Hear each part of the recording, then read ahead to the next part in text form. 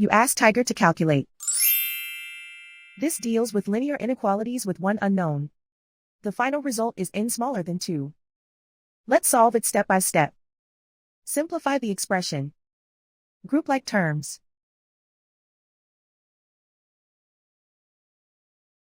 Simplify the arithmetic.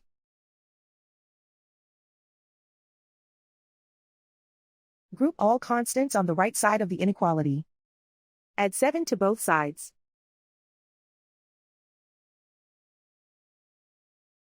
Simplify the arithmetic.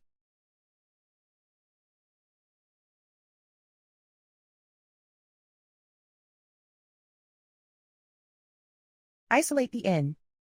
Divide both sides by 11.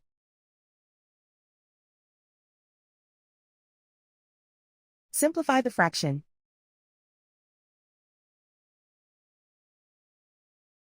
Find the greatest common factor of the numerator and denominator.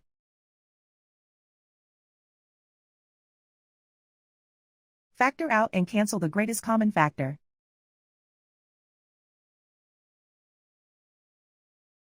Plot the solution on a coordinate grid. And so the final result is n smaller than 2.